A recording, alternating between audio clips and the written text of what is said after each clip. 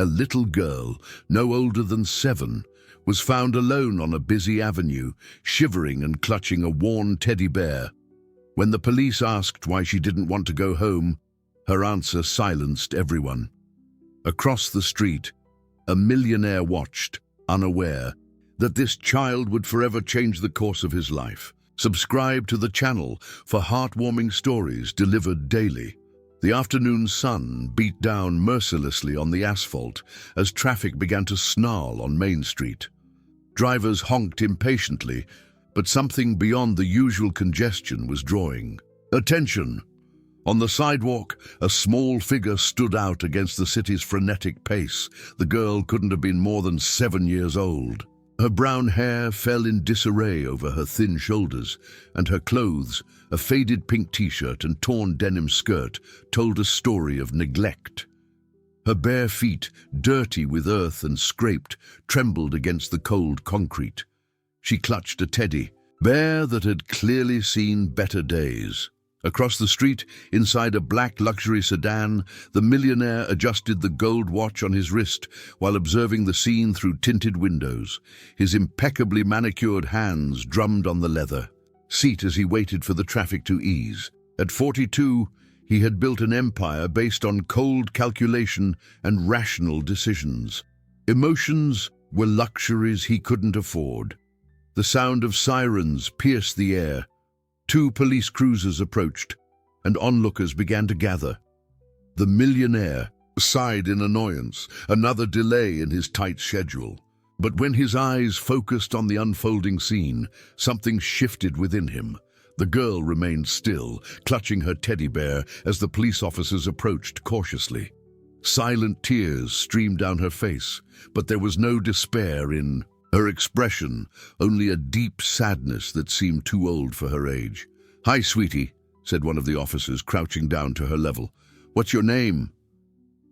The girl stared at him with wide, frightened eyes, but didn't answer. She just squeezed the teddy bear tighter. "Are you lost? Where's your mom?" Silence stretched for long seconds before she finally whispered, She's not here anymore." The millionaire frowned. There was something in the child's voice that disturbed him, an unsettling familiarity he couldn't quite place. "Do you have a place to stay? Someone to take care of you?" The officer persisted, his voice gentle. The girl shook her head slowly. "I can't go back home," she murmured, and her words seemed to echo through the street. "Why not, honey?" The answer hit everyone present like a punch to the gut. "It's not safe there." The millionaire felt a tightening in his chest, unlike anything he'd experienced in decades. His hands, always so steady during multi-million-dollar negotiations, trembled slightly on the steering wheel. Without thinking, he opened the car door and got out. The afternoon air enveloped him as he walked toward the crowd. His Italian leather shoes tapped the asphalt with precision, but his steps faltered as he got close enough to see the girl's face clearly. It was like looking into a mirror of the past. The same haunted eyes, the same defensive posture, the same fear he knew so well. For a moment, the present and the past blurred, and he saw himself again as a scared boy, silently begging for someone to save him. "If I go back," the girl's voice cut through his thoughts like a sharp blade, "he'll hurt me again." The world seemed to stop. The millionaire felt his legs weaken, and he had to lean discreetly against the nearest wall. Those words, so familiar, so painfully known, awakened memories he had buried beneath layers of success and indifference. The police officers exchanged worried glances. The protocol was clear. They needed to find the child's guardians and ensure her well-being. But how could they do that when the child herself was begging not to go home? One of the officers began to ask more questions, trying to extract information about where she lived, who her caregivers were. With each question, the girl shrank further into herself, like a flower trying to protect itself from a storm. The millionaire watched with an intensity that surprised him. He, who had always managed to remain detached from other people's problems, felt magnetized by the scene. There was something in the way the girl held the teddy bear, in the way her eyes searched for a safe point on the horizon, that awakened in him an urgent and inexplicable need to act. Without realizing it, he took a step forward, approaching the circle of people surrounding the child, his hands clenched into fists inside his suit pockets in an unconscious attempt to control the emotions that threatened to overwhelm him. The girl, as if sensing his presence, raised her eyes and met his in the crowd. For a moment that seemed eternal, their gazes locked. There was no fear in her eyes when she saw him, only a silent recognition, as if two wounded souls had found each other in the midst of chaos. In that moment, the millionaire knew that his life had changed forever. The afternoon wore on, and the situation grew more complicated. The police officers had already contacted Child Protective Services, and a social worker arrived at the scene. With a folder full of forms and a professional smile that didn't reach her eyes, the girl recoiled even further when she saw her approach. "Come on, honey," said the social worker, extending her hand. "I'm going to take you to a safe place while we find your family." "No!" The girl's response was as firm as it was desperate. "I won't! I'm not going back!" The millionaire watched with growing agitation. Each tear that ran down the child's face seemed to burn his own soul. He remembered perfectly what it was like to be in her position, small, scared, with no one to trust. "I need some basic information," insisted the social worker, ignoring the girl's protests. "Full name, address, names of your guardians." "Maria," whispered the girl finally. "My name is Maria." The millionaire moved closer. There was something familiar about that name, a distant memory trying to emerge from the depths of his mind. "And where do you live, Maria?" The girl pointed vaguely in the direction of the poorer neighborhoods of the city. "On Flower Street, but I don't want to go back. Please, don't make me go back." The millionaire's heart skipped a beat. Flower Street. He knew that street. He knew every stone, every corner, every dilapidated house. It was where he had grown up, where he had lived the worst years of his life before managing to escape. Unable to contain himself, he stepped forward and crouched down in front of the girl, ignoring the surprised looks of those present. For the first time in decades, he allowed himself to be vulnerable in front of strangers. "Maria." His voice came out softer than he thought possible. "Can you tell me what happened? Why are you afraid to go home?" The girl stared at him with those big, sad eyes. For some reason, she seemed more willing to talk to him than to the authorities. "My mom, she got sick and went to heaven," she began, clutching the teddy bear. "Then my uncle said I had to live with him, but he gets angry when he drinks, and when he gets angry, he hurts me." The words struck the millionaire like physical blows. Each syllable resonated with his own memories of terror, of nights spent hiding under the bed while the screams echoed through the house. "What kind of hurt?" asked one of the police officers, already preparing to file a report. Maria lifted her shirt slightly, revealing purple marks on her arms. "He said if I told anyone, it would be worse next time." The millionaire closed, his eyes for a moment trying to control the surge of anger that washed over him. When he opened them again, his decision was made. "I'm going to take care of her," he declared, surprising everyone, including himself. "Excuse me?" The social worker stared at him as if he had spoken in a foreign language. "I said I'm going to take care of her. Temporarily, until you sort things out." He stood up, resuming his authoritative posture. "I have the resources. I have the space, and I can ensure she'll be safe." "Sir, with all due respect, it doesn't work that way," one of the police officers intervened. "There's a protocol to be followed. We can't just hand a child over to a stranger." "I'm not just any stranger," The millionaire pulled a leather wallet from his inner jacket pocket and showed his ID. "I'm a businessman, I have a clean record, and I can offer all the necessary guarantees." Murmurs began to spread through the crowd.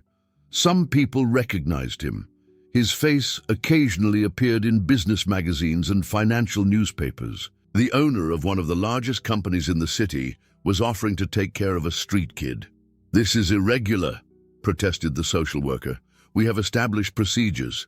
The child needs to undergo medical and psychological evaluation before any decision is made about her temporary custody." "Then do the evaluations," he retorted, taking his cell phone out of his pocket. "I'm going to call my lawyer right now. He can expedite all the necessary processes." Maria watched the entire discussion in silence, still clutching her teddy bear. When the millionaire crouched down in front of her again, she whispered, "Are you really going to help me?" He hesitated for a moment. He had never committed to something like this before. His life was meticulously organized, free of emotional complications. But when he looked into those eyes full of hope and fear, all his certainties crumbled. "I am," he replied, and for the first time in years he was being completely honest. "I won't let anyone hurt you." Tears welled up in Maria's eyes again, but this time they weren't of pure sadness. For the first time on that terrible day, a small smile appeared on her lips. The millionaire felt something stirring inside his chest, something that had remained frozen for so long that he had almost forgotten its existence. Maybe it was hope. Maybe it was purpose. Or maybe it was simply the first spark of humanity he had allowed himself to feel in decades. While the authorities argued about procedures and his legal team was contacted, he remained by Maria's side, silently promising that he would do everything in his power to protect her. He didn't yet know that this promise would reveal secrets that would change them both forever.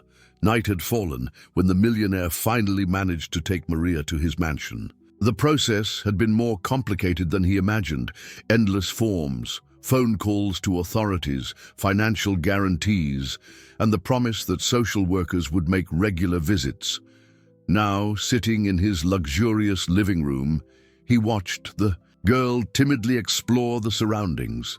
She looked like a small shadow, lost among the expensive furniture and works of art.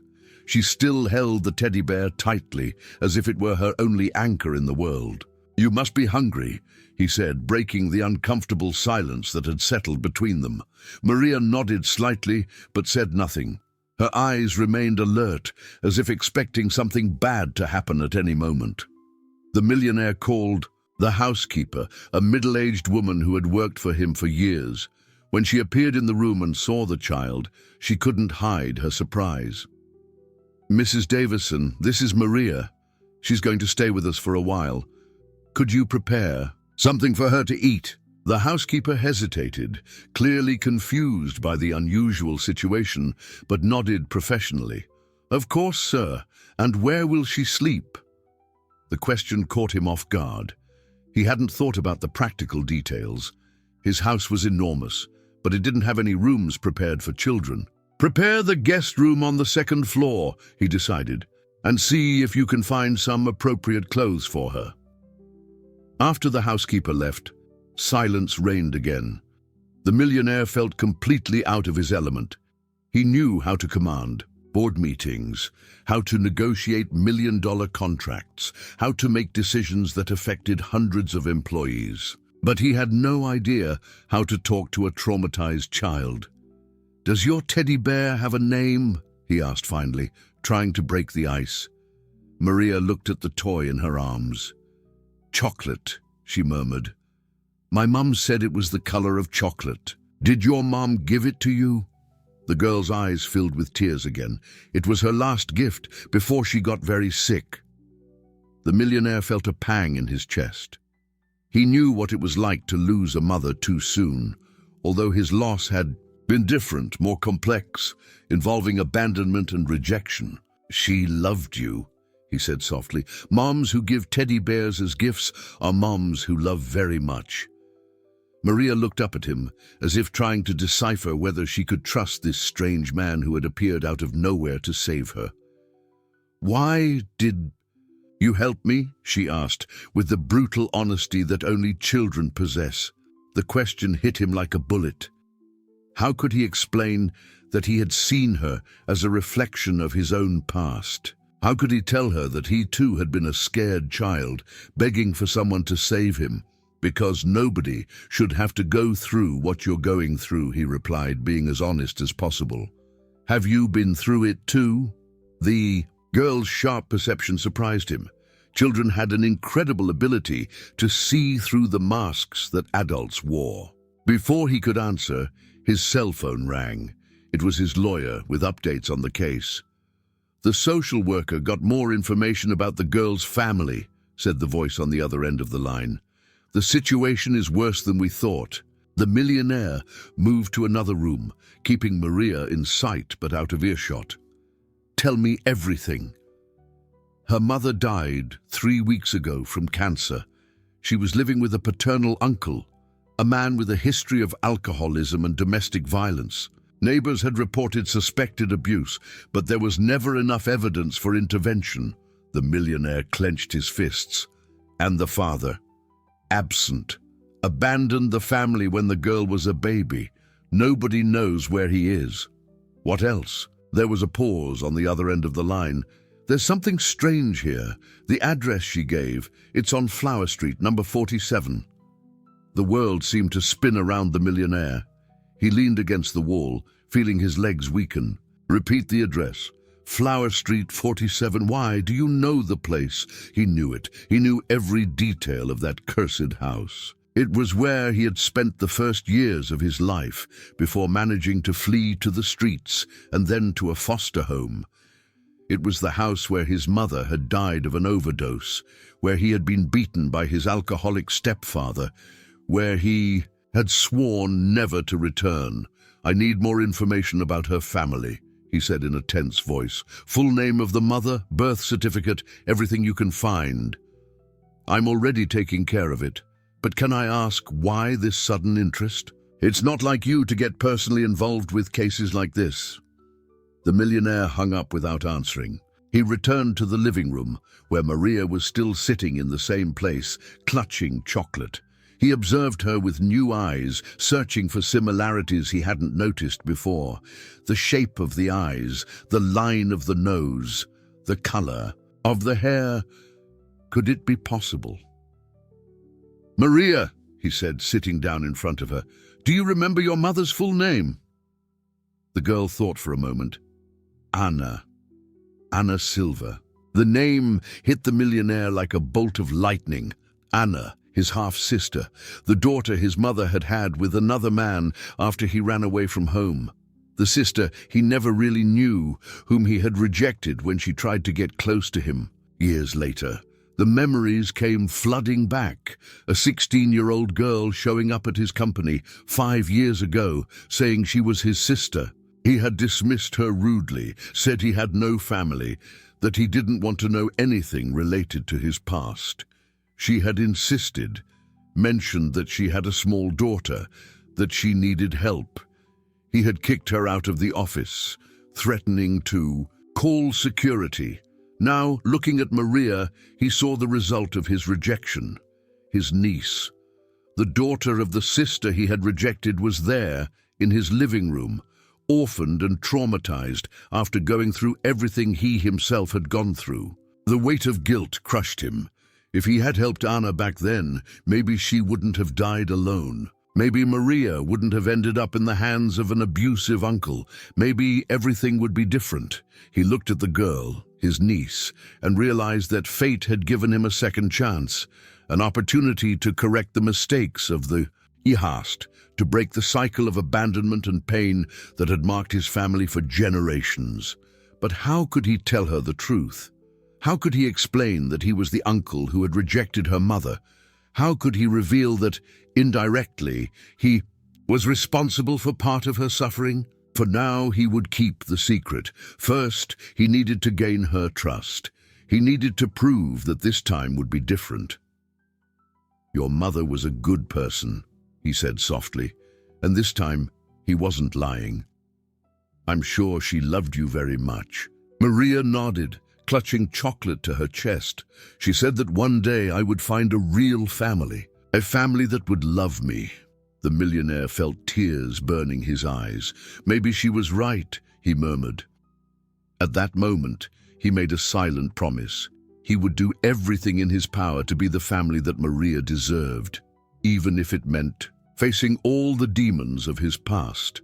The following days were a mixture of discoveries and adjustments. The millionaire had made a decision that surprised even his closest assistants. He cancelled all non-essential meetings and decided to work from home while Maria adjusted. The girl explored the mansion with the caution of a wounded cat. She walked on tiptoes through the marble corridors, as if fearing that any noise could break the spell and make everything disappear. She spoke little, but observed everything with attentive and intelligent eyes.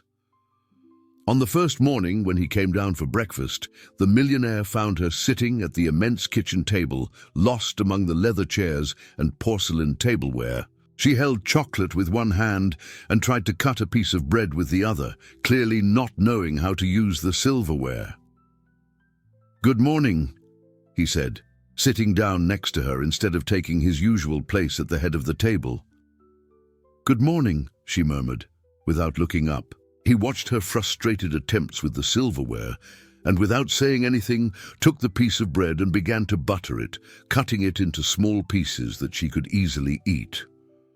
"Thank you," she said, surprised by the gesture. "You're welcome." They ate in silence for a few minutes before she asked, "Are you going to send me away?" The question caught him off guard. "Why would you think that?" "Because everyone does. My mom had to send me away when she got sick. My uncle told me to stay in the room when he was angry. Everyone always sends me away." The millionaire felt his heart clench. "I'm not going to send you away, Maria. You can stay here as long as you need." She stared at him with those big, serious eyes. "Promise." "I promise." For the first time since he had met her, he saw a small, genuine smile appear on her face. Later that day, he took her to get to know the house better. Maria was fascinated by the library, running her fingers over the spines of the books with reverence. "Can you read?" he asked. "A little. My mum taught me before she got sick. She said books were windows to other worlds." "Your mum was right." He pulled a book of fairy tales from the shelf. "Would you like me to read to you?" Her eyes lit up. "Can you?" They sat down in a comfortable armchair, and he began to read. It was the first time in decades that he had done something like this, simple with no commercial purpose, just for the pleasure of seeing a child's smile. As he read, he observed Maria's reactions. She got excited during the funny parts, bit her lip during the tense parts, and sighed in relief when everything ended well. It was as if he was seeing the world through her eyes, rediscovering the magic he had lost so long ago. On the third day, he decided to take her shopping for clothes. Until then, she had been wearing clothes borrowed from Mrs. Davison, which were too big for her small frame. The experience at the mall was eye-opening. Maria had never been in such large and luxurious stores. She touched the fabrics delicately, as if they were made of glass. "You can choose whatever you want," he said, watching her walk among the racks of children's clothing. "Anything?" she asked incredulously. "Anything." But instead of choosing the most expensive or flashy clothes, Maria selected simple and practical pieces. Some t-shirts, 2 pairs of jeans, a light blue dress, and a pair of comfortable shoes. Her most extravagant choice was a pair of unicorn-patterned pajamas. "Is that all?" he asked, surprised by the modesty of her choices. "It's more than I've ever had," she replied simply. The answer hit him like a punch to the gut. He who had grown up buying everything he wanted, who saw consumption as a way to fill emotional voids, was standing before a child who was genuinely happy with the basics. That night, after putting her to bed, he sat in his office thinking about the last few days.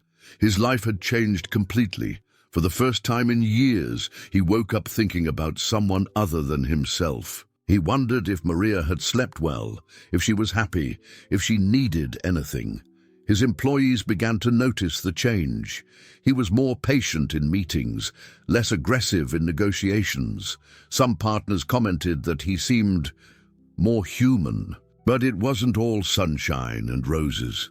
At night, when he thought Maria was asleep, he sometimes heard her crying softly. Nightmares tormented her, and she woke up scared, calling for her mother. One of those nights, he went into her room and found her curled up in bed, clutching chocolate, trembling. "It's okay," he said softly, sitting on the edge of the bed. "It was just a bad dream. I dreamed that my uncle was looking for me," she sobbed. "He was angry because I ran away. He won't find you here, I won't let him. But what if he comes? What if he forces me to go back?" The millionaire reached out hesitantly, and when she didn't flinch, gently stroked her hair. "Nobody will force you to go back to a place where they hurt you. Not ever again." "How can you be sure?" "Because I understand what you're feeling. I was a scared kid too." Maria stared at him through her tears. "What happened to you?" He hesitated.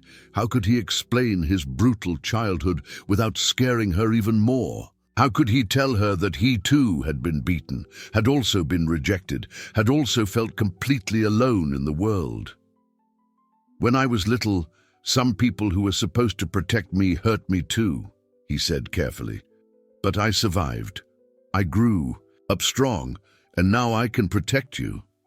"Were you alone?" "For a while, yes.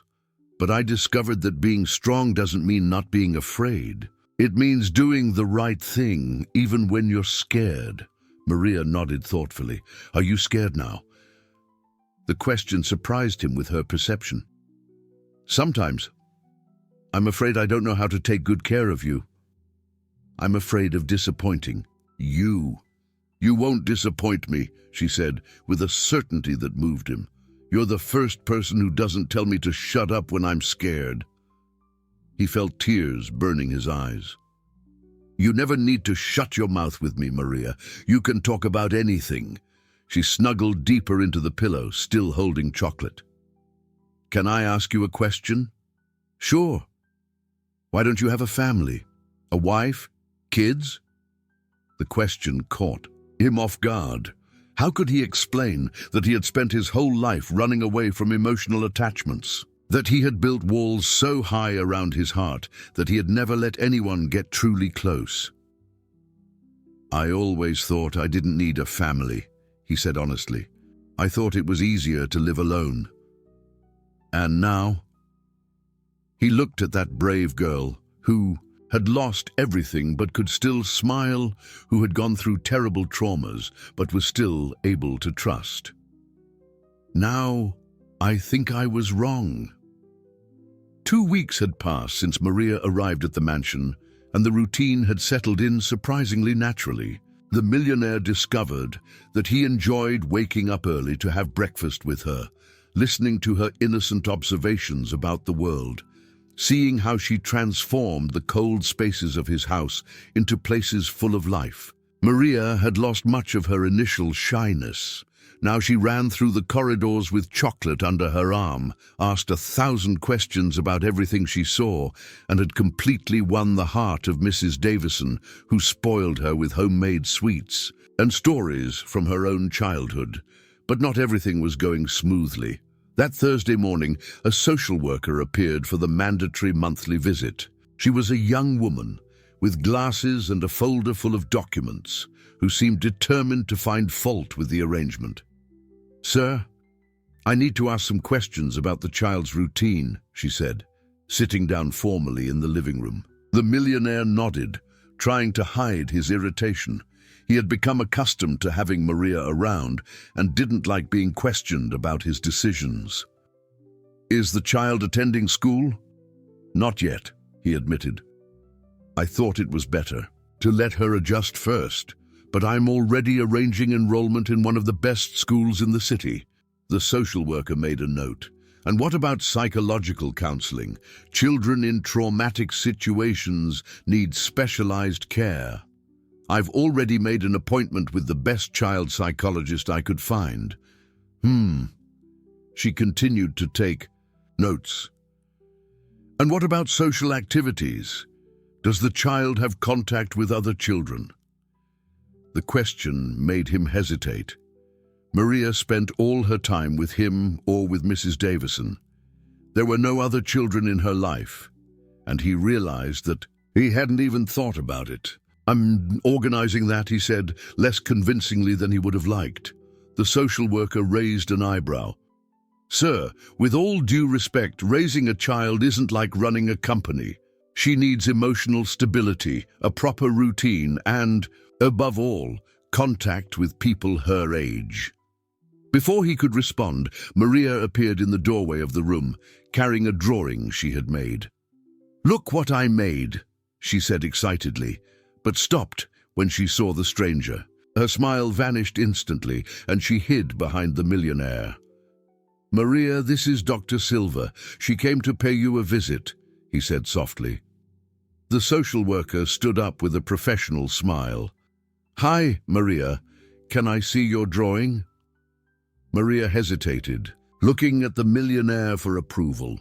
When he nodded, she timidly held out the paper. It was a drawing of a big house with two figures in front, a tall man in a suit and a little girl holding a teddy bear. Above them, there was a bright yellow sun and the word family written in crooked letters. The social worker examined the drawing for a few seconds before handing it back. "Very nice, Maria. Are you happy here?" Maria nodded vigorously. "Very happy. He reads stories to me, and he lets me help Mrs. Davison in the kitchen." "And do you miss anything?" The girl thought for a moment. "Sometimes I miss my mum, but now I have a new family." The social worker exchanged a meaningful look with the millionaire. "Maria, can you go play while I talk a little more with your guardian?" After the girl left, the social worker turned to the millionaire again, this time with a more serious expression. "Sir, I can see that you've formed an emotional bond, but I need to be direct. This temporary situation can't continue indefinitely without a clear legal definition." "What do you mean?" "I mean that if you intend to keep the child in your care permanently, you'll have to initiate a formal adoption process. Otherwise, she will be placed with a foster family registered in the system." The world seemed to stop around him. The possibility of losing Maria was something he hadn't even considered. In recent weeks, she had become an essential part of his life. The idea of waking up without hearing her laughing in the kitchen, of coming home and not finding her waiting with a new drawing, was simply unbearable. "How much time do I have?" he asked, trying to keep his voice steady. "The adoption process can take months. There are psychological evaluations, home visits, background checks, and you'll need to prove that you can offer not only material resources, but also emotional stability and a suitable family environment." After the social worker left, the millionaire was alone in the living room, absorbing the weight of the situation. Adoption. The word echoed in his mind like a challenge. He who had avoided commitments his whole life, who had built his existence based on total independence, was now considering becoming the legal father of a child.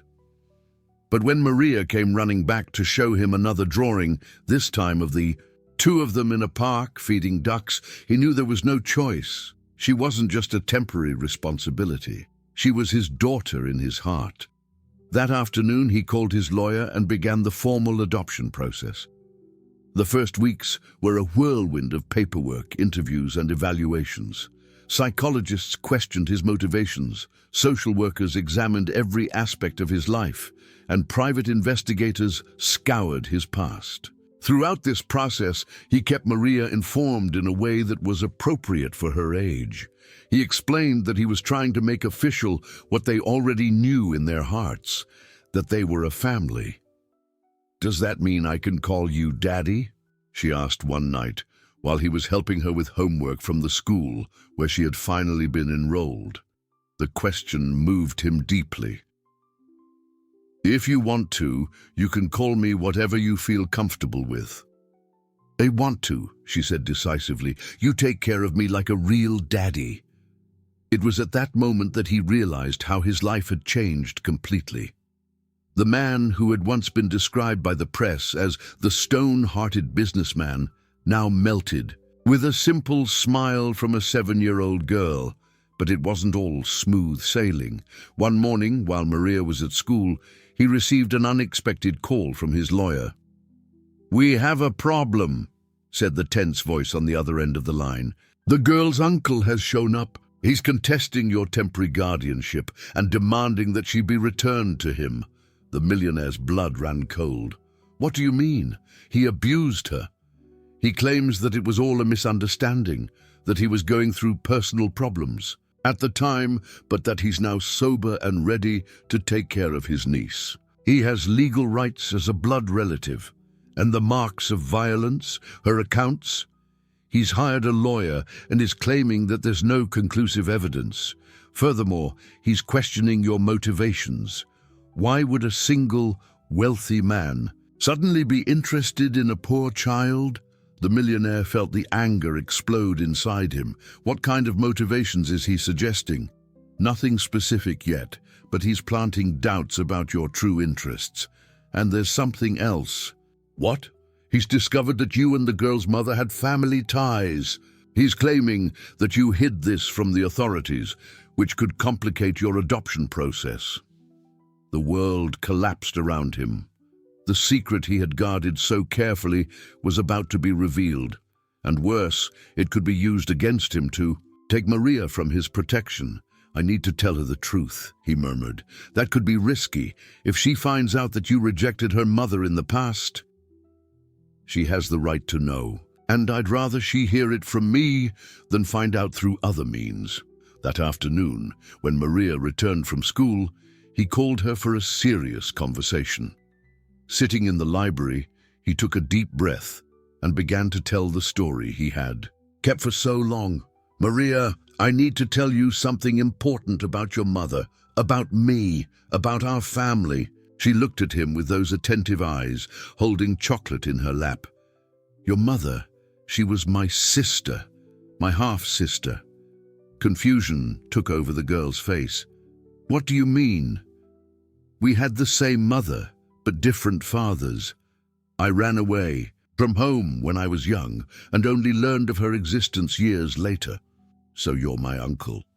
"I am, but Maria," his voice faltered, "when your mother tried to contact me a few years ago, I rejected her. I didn't want to know about her or you, and now I regret every day that I did that." The silence that followed was deafening.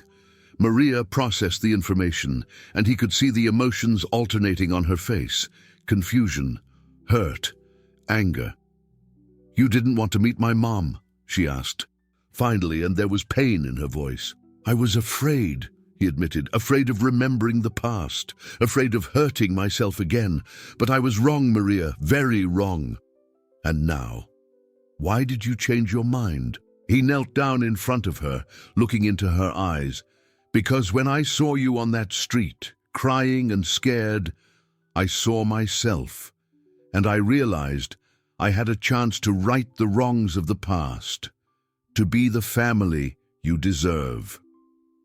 Maria was silent for long minutes, clutching chocolate. Finally she said, "Are you telling me this because someone's going to try to take me away from you?" Her perception surprised him once again. "How do you know?" "Because you're making that face you make when you're worried about something important." He couldn't help a sad smile. "Yeah, your biological uncle has shown up. He wants you to go back to him." "I won't." Her reaction was immediate and fierce. "I don't want to go back to him. You're my family now." And you're my family too, Maria. I'm going to fight with all my strength to protect you." She threw herself into his arms, and he hugged her tight, silently promising that he wouldn't let anyone separate them. Not again.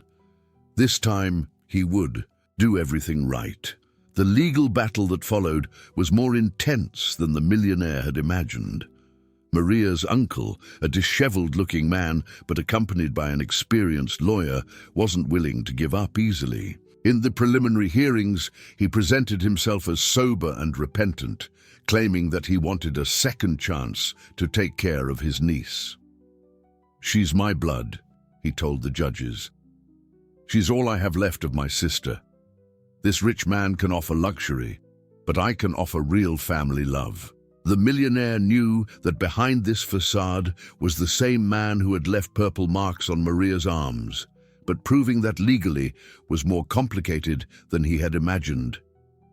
During this tense period, he noticed changes in Maria. She had started having frequent nightmares again, waking up scared, asking if he would send her away. At school, her teacher reported that she was more distracted, more anxious.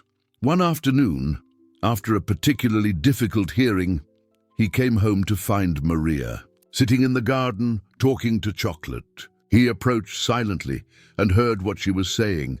"Chocolate, what if he manages to take me away? What if the judge decides that I have to go back to that house? I'm so scared." His heart broke. He approached and sat down next to her. On the grass. "Can I talk to you both?" he asked, trying to keep his tone light. Maria looked at him with eyes red from crying. "Daddy, do you promise you won't let him take me?" It was the first time she had called him Daddy without hesitation, and the words hit him like a wave of pure emotion. "I promise I'll do everything in my power," he said, choosing his words carefully. "But Maria, I need you to understand something important." "What?" "No matter what happens, no matter where you are, you'll always be my daughter in my heart, and I'll always fight for you." She snuggled into his arms. "I love you too, Daddy." At that moment, he made a risky decision. At the next hearing, he would do something that could either save or destroy his chances of keeping Maria. 3 days later in the courtroom, the millionaire asked for permission to make a statement. The judge, a middle-aged man with a serious expression, granted him the floor. "Your Honor," he began, standing up, "there's information that hasn't been presented yet in this case, information that will completely change everyone's understanding of this situation." The uncle's lawyer frowned, clearly surprised. The millionaire's own lawyer looked worried. They hadn't discussed this strategy.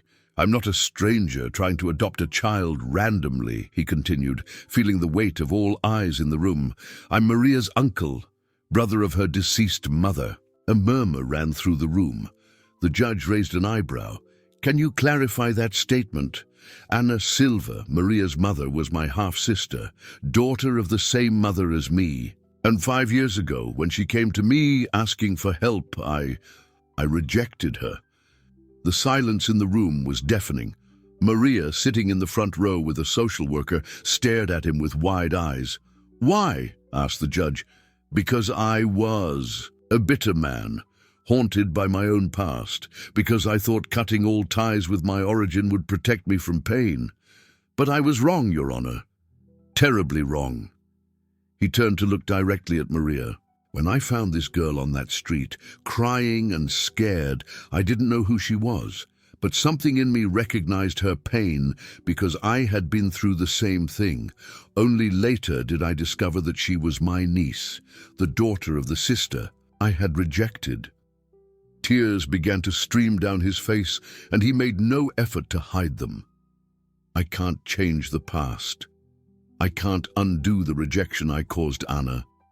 I can't bring her back to life. But I can try to correct the mistakes, offering Maria the love and protection that her mother deserved and that I was too cowardly to give at the time." The uncle's lawyer stood up immediately. "Your Honor, this only confirms that my client Has more legal rights over the child. If this man rejected the family before, what guarantees do we have that he won't do it again? Because this time is different, replied the millionaire, looking directly at the man who had hurt Maria. This time I understand what really matters, and I know exactly what kind of man you are. He turned again to the judge. Your Honor, this man who claims to want to take care of Maria is the same one who left purple marks on her arms, the same one who made her hide when he came home drunk, the same one who made her run away and sleep on the street because it wasn't safe there. These are accusations without evidence, protested the uncle's lawyer. They're not accusations, replied the millionaire. They're facts that Maria can confirm, and I have something more. He signaled to his lawyer, who approached with a folder. Over the past few weeks, investigators hired by me have collected statements from neighbors, records of archived police reports, and photographic evidence of the state of the house where Maria lived. The judge examined the documents while the uncle paled visibly. Furthermore, continued the millionaire, I have here medical reports proving the injuries Maria presented when she was found, and psychological reports showing trauma consistent with physical and emotional abuse. The uncle stood up abruptly. This is a setup. This man has the money to invent any story. Sit down, ordered the judge coldly. He continued to examine the documents for several minutes before raising his eyes. These documents are quite convincing, and there is something that draws my attention to this case. He knelt down in front of her, looking into her eyes. Because when I saw you on that street crying and scared, I saw myself, and I realized I had a chance to right the wrongs of the past, to be the family you deserve. Maria was silent for long minutes, clutching chocolate. Finally, she said, Are you telling me this because someone's going to try to take me away from you? Her perception surprised him once again. How do you know? Because you're making that face you make when you're worried about something important. He couldn't help a sad smile. Yeah, your biological uncle has shown up. He wants you to go. Back to him. I won't. Her reaction was immediate and fierce. I don't want to go back to him. You're my family now. And you're my family too, Maria. I'm going to fight with all my strength to protect you. She threw herself into his arms, and he hugged her tight, silently promising that he wouldn't let anyone separate them. Not again. This time, he would. Do everything right. The legal battle that followed was more intense than the millionaire had imagined.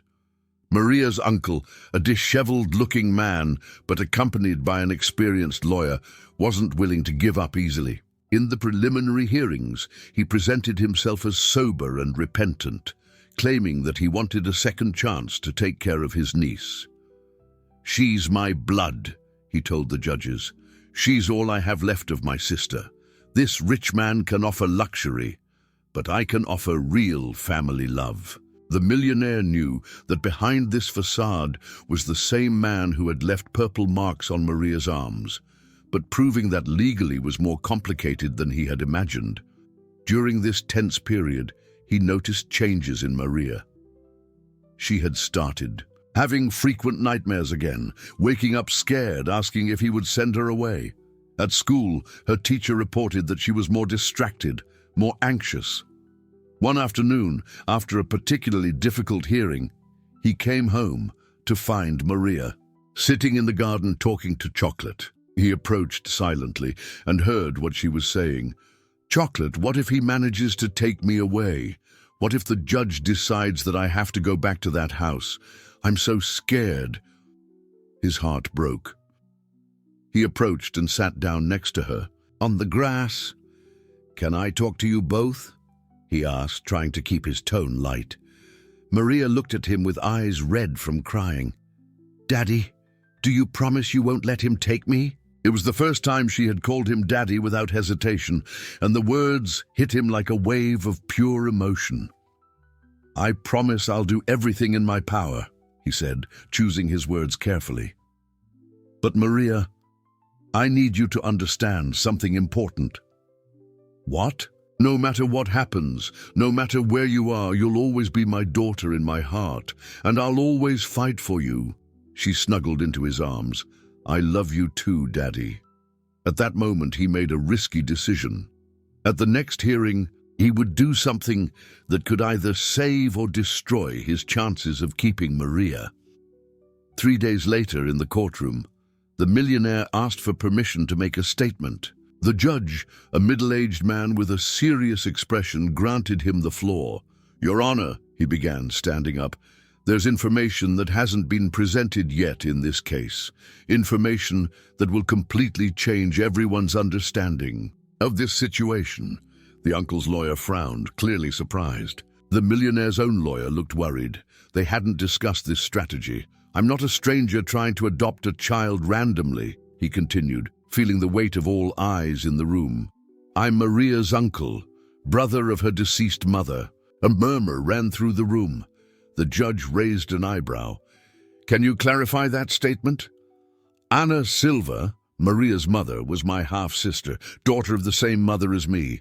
And 5 years ago, when she came to me asking for help, I rejected her." The silence in the room was deafening. Maria, sitting in the front row with a social worker, stared at him with wide eyes. "Why?" asked the judge. "Because I was a bitter man, haunted by my own past. Because I thought cutting all ties with my origin would protect me from pain. But I was wrong, Your Honor. Terribly wrong." He turned to look directly at Maria. "And when I found this girl on that street, crying and scared, I didn't know who she was. But something in me recognized her pain, because I had been through the same thing. Only later did I discover that she was my niece, the daughter of the sister I had rejected." Tears began to stream down his face, and he made no effort to hide them. "I can't change the past. I can't undo the rejection I caused Anna. I can't bring her back to life. But I can try to correct the mistakes, offering Maria the love and protection that her mother deserved and that I was too cowardly to give at the time." The uncle's lawyer stood up immediately. "Your Honor, this only confirms that my client has more legal rights over the child. If this man rejected the family before, what guarantees do we have that he won't do it again?" "Because this time is different," replied the millionaire, looking directly at the man who had hurt Maria. "This time I understand what really matters, and I know exactly what kind of man you are." He turned again to the judge. "Your Honor, this man who claims to want to take care of Maria is the same one who left purple marks on her arms, the same one who made her hide when he came home drunk, the same one who made her run away and sleep on the street because it wasn't safe there." "These are accusations without evidence," protested the uncle's lawyer. "They're not accusations," replied the millionaire. "They're facts that Maria can confirm, and I have something more." He signaled to his lawyer, who approached with a folder. "Over the past few weeks, investigators hired by me have collected statements from neighbors, records of archived police reports, and photographic evidence of the state of the house where Maria lived." The judge examined the documents while the uncle paled visibly. "Furthermore," continued the millionaire, "I have here medical reports proving the injuries Maria presented when she was found, and psychological reports showing trauma consistent with physical and emotional abuse." The uncle stood up abruptly. "This is a setup. This man has the money to invent any story." "Sit down," ordered the judge coldly. He continued to examine the documents for several minutes before raising his eyes. "These documents are quite convincing. And there is something that draws my attention to this case." He addressed Maria directly. "Maria, can you come forward?" With the help of the social worker, Maria walked to the witness stand. She seemed small and fragile, but there was determination in her eyes. "Maria," said the judge gently, "did you understand what was said here today?" She nodded. "I understood that Daddy is my mum's brother. and that he didn't meet her when I was a baby. And how do you feel about that? Maria thought for a moment before answering. I feel sad that my mum was sad when he didn't want to meet her, but I understand that sometimes people do wrong things when they're scared. And are you afraid of anything now? She looked directly at her uncle, who avoided her gaze. I'm afraid of having to go back to that house. It's not safe for me there. Can you tell me why? In a clear voice, despite the tremor, Maria told about the nights of terror, about hiding under the bed when her uncle came home drunk, about the marks he left on her arms, about the hunger she felt when he forgot to buy food. When she finished, there were tears in the eyes of several people in the room, including the judge. And what is your life like now, Maria? Her face lit up. Now I have a real family. Daddy reads stories to me, helps me with my homework, and never yells at me. Mrs. Davison makes yummy cakes, and I have my own room with books. I feel safe. Would you like to continue living with your daddy? More than anything in the world, she replied without hesitation. The judge nodded and called a recess for deliberation. During the wait, the millionaire knelt down in front of Maria. You were very brave in there, he said. You were brave too, Daddy. It must have been hard to talk about my mom. It was, but it was the right thing to do. Your mom deserved for me to tell the truth about her. Do you think she forgives us for being together now? He looked at that extraordinary girl who had lost so much but could still think about forgiveness. I'm sure she's happy seeing how you've become a strong and kind person, and I think she forgives us, yes. When the court was reconvened, the judge had a decided expression. After analyzing all the evidence presented, the testimonies, and the best interest of the child, I decide to maintain temporary custody with the petitioner, with authorization to proceed with the formal adoption process. Maria jumped out of her chair and ran into the millionaire's arms, who lifted her up and twirled her in the air. Throughout the room, people applauded while the uncle stormed out, accompanied by his lawyer. But the legal victory was only the beginning. Now they would have to build a life truly together, based on truth, love, and the promise that they would never be alone again. In the days following the victory in court, the millionaire thought they could finally live in peace. But the tranquility was short-lived. One morning, upon opening the newspaper, he came across a headline that made him pale. Scandal. Millionaire hides family past to adopt child. The article, clearly fueled by the defeated uncle and his lawyer, painted a distorted picture of the facts. It suggested that he had manipulated the legal system, that he had ulterior motives, and that he had abandoned a needy sister, only to later steal her daughter. The phone wouldn't stop ringing. Reporters camped out in front of his house. His partners scheduled emergency meetings, worried about the impact on the company's image. Some important contracts were suspended until the situation clears up. But what worried him most was the effect on Maria. She could no longer go to school without being surrounded by journalists. The other children started asking strange questions. One afternoon, she came home crying.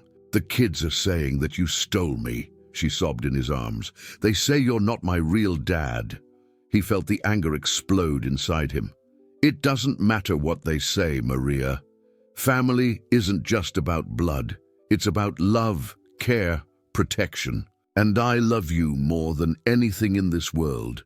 But what if they're right? What if you get tired of me too? Those words were like daggers in his heart. He knelt down in front of her, holding her small face between his hands. Maria, look me in the eyes. Do you believe that I would abandon you? She stared at him for long seconds before shaking her head. No. You're not like my uncle. You're different. I'm different because you taught me to be different. You showed me what really matters in life. But the media attacks intensified. A TV station did a special report called The Maria Case, questioning whether poor children were being traded to wealthy families. Psychologists offered opinions without knowing the case, and activists protested in front of the courthouse. The pressure became so intense that the judge decided to open a new investigation into the adoption process. Social workers went back to making daily visits. Psychologists subjected both Maria and the millionaire to new evaluations. During one of those sessions, the psychologist asked Maria, "If you could choose any family in the world to live with, what would it be?" "The one I already have," she replied without hesitation. "Me, Daddy, and Mrs. Davison. We're a family." "But what if there was a family with a mom and a dad, children your age, a normal house?" Maria thought for a moment. "Daddy always says that what makes a family isn't looking like other families. It's loving and taking care of each other, and we do that." Meanwhile, the millionaire's financial situation began to complicate. 3 large investors withdrew their support. The company's board pressured him to step aside temporarily until the scandal passes.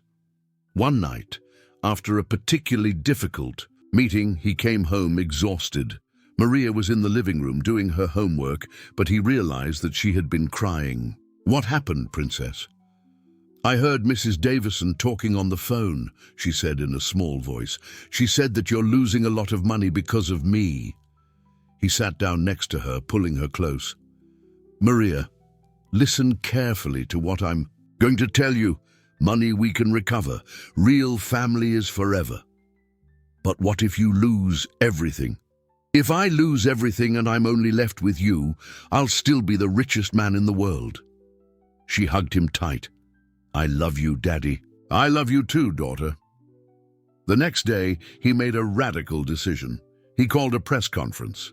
For the first time in his life, he would completely open his heart to the world. The room was packed with journalists, cameras, and photographers. The millionaire had never felt so nervous in a presentation. But when he saw Maria sitting in the front row next to Mrs. Davison, he found the courage he needed. "Ladies and gentlemen of the press," he began in a steady voice.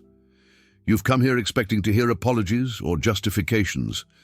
But I've come to tell a story. The story of 2 wounded children who found in each other a chance to heal." He took a deep breath. "My name is Robert Silver. I was born on Flower Street, in the poorest neighborhood in this city. My mother was addicted to drugs, my stepfather a violent alcoholic. When I was 8 years old, I ran away from home after being beaten so badly that I spent 2 weeks in the hospital." A murmur ran through the room. This part of his story had never been made public. "I lived on the streets for 2 years until I was taken to a foster home. There, I promised myself that one day I would be rich and powerful enough to never be vulnerable again. And I did it. I built an empire, accumulated wealth, but in the process, I also built walls around my heart." He looked directly into the cameras. "When I was 37 years old, a young woman showed up at my office. She said she was my sister, Anna, daughter of the same mother who abandoned me. She said she had a small daughter and needed help, and I kicked her out of my office. I said I had no family, that I didn't want to know about the past." His voice trembled. "Anna died 3 years later alone from cancer. Her daughter Maria was left with an uncle who mistreated her. And on a Thursday afternoon, fate gave me a second chance." He told about finding Maria on the street, about the instant recognition of her pain, about the decision to protect her. "I didn't know at that moment that she was my niece. I only knew that I couldn't let a child go through what I had gone through. When I discovered our family connection, I understood that this was my chance to correct the most serious mistake of my life." A journalist raised his hand. "Mr. Silver, your critics claim that you're using this child to improve your public image." "If I wanted to improve my image," he replied with a sad smile, "I would have chosen an easier way. Adopting a traumatized child, facing legal battles, opening my private life to public scrutiny. That's not a marketing strategy. It's fatherly love." Another journalist asked, How do you respond to the accusations that you manipulated the legal system? I used my resources to ensure that the truth came to light and that Maria was safe. If that's manipulation, then I plead guilty, because I would do it all again to protect my daughter. And about the financial impact that this situation has caused your business? He looked directly at Maria, who was watching him with proud eyes. 5 months ago, I measured my success in millions of dollars. Today, I measure it in smiles, hugs, and peaceful nights, knowing that my daughter is safe at home. If that's financial failure, I accept it with pride. A younger reporter stood up. Mr. Silva, what message would you like to leave for other people who may be facing similar situations? He thought for a moment. That it's never too late to choose love over fear. That family isn't about blood or social status. It's about choosing to care for someone every day, and that sometimes when we save a child, we discover that she saved us too. When the press conference ended, Maria ran into his arms. Daddy, you were so brave. I learned from you, daughter. You're the bravest person I know. That night, for the first time in weeks, they had dinner in peace. The phone had stopped ringing, the reporters had dispersed, and the house was once again a home. 3 months after the press conference, life had found a new rhythm. The truth had freed both the millionaire and Maria from many of the external pressures. Although some business had been lost, others arose. Investors who admired his courage and integrity wanted to partner with him. More importantly, the adoption process was finalized. In a simple ceremony in the courthouse, Maria officially became Maria Silva, his legal daughter in every respect. How does it feel to be officially my daughter? He asked after the ceremony as they walked to the car. The same as it felt before, she replied with a smile. Because in my heart, I've been your daughter for a long time. The adjustment hadn't always been easy. Maria still had occasional nightmares, and he still struggled at times with overprotective instincts. But they had learned to talk, to trust, to build together a new definition of family. A surprise came when Maria, now 8 years old, suggested that they visit Anna's grave. I want Mom to know that we're okay, she said, and I want you to talk to her too. At the cemetery, before the simple headstone, the millionaire finally made peace with the past. Anna, he murmured, holding Maria's hand. I'm sorry for rejecting you. I'm sorry for not having known you properly. But I promise that I'll take care of Maria the way you would. I'll give her all the love that you would give. Maria placed a drawing on the grave, a family of 3. Her dad, and a woman with wings smiling from the sky. Mom, this is my daddy. He's really cool. You would have liked him. On the way back, Maria asked a question that surprised him. Daddy, do you think we could help other children like you helped me? The idea planted a seed in his mind. In the following weeks, he began researching children in vulnerable situations, protection systems, and ways to make a difference. How about we create a foundation? He suggested one night during dinner. We could help children who went through what we went through. Maria's eyes lit up. We can call it the Anna Foundation, in honor of my mom. And so was born the Anna Foundation, dedicated to connecting vulnerable children with loving families, offering psychological, educational, and legal support. Maria, despite her young age, became a little ambassador, telling her story to inspire others. 1 year later, at the first birthday party that Maria celebrated in a house full of love, she made a speech that moved everyone present. Thank you, Daddy, for teaching me that family is about choosing to love every day. Thank you for showing me that even when bad things happen, there can always be a happy ending if we don't give up. The millionaire hugged her, realizing that this brave girl had transformed not only his life, but also the lives of dozens of other children through the foundation. Thank you, daughter, for teaching me that true success isn't measured in money, but in transformed lives. For showing me that it's never too late to be the person we should have been. As the guests applauded, father and daughter embraced, knowing that they had built something bigger than a family. They had built a legacy of love and hope. 5 years had passed since that fateful day on the avenue. Maria, now 12 years old, had become a confident and compassionate teenager. The house that once echoed empty was now always filled with laughter, conversations, and the constant movement of a vibrant family. The millionaire, who now preferred to be called simply Robert, had changed in ways he hadn't even imagined possible. His business meetings always included questions about how the projects could benefit the community. His schedule, once entirely dedicated to work, now reserved sacred time for Maria's school activities, her dance performances, and her projects for the foundation. The Anna Foundation had grown exponentially. It had already brought together more than 100 families, offered training programs for adoptive parents, and maintained a team of psychologists specializing in child trauma.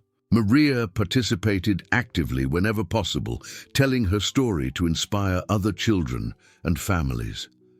"Dad," Maria said one morning, as they had coffee together, a tradition they had maintained religiously for years. "Do you remember what we were like in the beginning?" Robert smiled, observing the confident and articulate young woman she had become. "I remember. 2 hurt hearts trying to learn to trust. And look where we are now," she said, gesturing to the house that now truly felt like a home. "Today is going to be special, isn't it?" It was true. On that day, they would receive a family that was about to adopt a 7-year-old girl through the foundation. Maria had insisted on being present to greet the child and help her feel less scared. "Are you sure you want to do this?" Robert asked. "It might stir up difficult memories." "That's exactly why I want to do it," she replied with determination, "because I know what it's like to be scared and need someone who understands." Later that day, when the new family arrived with Sophia, a shy girl carrying an old doll like Maria had once carried chocolate, the circle closed in an emotional way. "Hi, Sophia," said Maria, crouching down to the girl's level. "I'm Maria. I was adopted too." The child's eyes lit up with curiosity and hope. "Really? And what's it like to have a new family?" "It's a little scary at first," Maria admitted, "honestly. But you know what I discovered? When people choose you to love, it's because they really want you around." Robert watched the scene with a full heart. Seeing Maria helping another child process the same journey she had lived was deeply gratifying. In the evening, after the new family left with Sophia, now smiling and excited to start her new life, Robert and Maria sat in the garden, watching the stars. "Dad, do you think Mom Anna can see us?" "I'm sure she can, and I bet she's proud of the strong woman you're becoming." "And are you proud?" Robert turned to her, seeing in the 12-year-old face traces of the extraordinary woman she would be. "Maria, you're the greatest pride of my life. You taught me that being a father isn't about being perfect. It's about being present, about choosing love every day, about growing together. You taught me a lot too. You taught me that family isn't about how you start, but about how you choose to continue." They remained in comfortable silence for a few minutes, each lost in their own thoughts. "Dad?"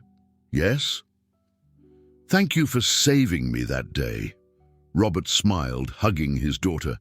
"Actually, daughter, thank you for saving me." As they entered the house, Robert paused for a moment in the living room. On the wall, there was a framed photo of the first time they had visited Anna's grave together. Beside it, there were dozens of photos from the last 5 years. Graduations, birthdays, trips, simple moments of everyday life. But the photo that moved him the most was in the center, Maria, now 12 years old, holding a certificate of recognition that she had received from school for her volunteer work with children in vulnerable situations. Beside her, he smiled, with a pride that shone through even in the photograph.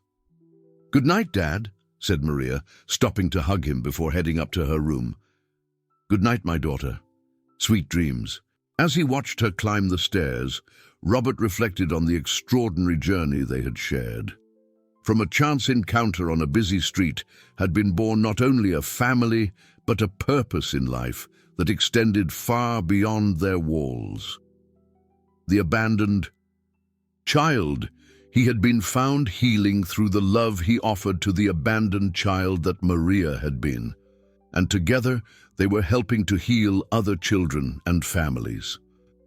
That night, for the first time in years, Robert didn't dream about the past. He dreamed about the future, a future where Maria would continue spreading love and hope throughout the world, where the Anna Foundation would grow and save even more lives, where Anna's legacy would finally find its true purpose. At dawn, when he went down to have coffee and found Maria already awake, making pancakes for the two of them, he knew that he had made the best decision of his life on that distant day on the avenue. Because family, he had learned, isn't about blood or origin. It's about choosing to love, protect, and grow together, every day, forever. If this story touched you, subscribe to the channel and turn on notifications to receive new stories every day. What would you do in the Millionaire's place? Comment below and share this story with someone special.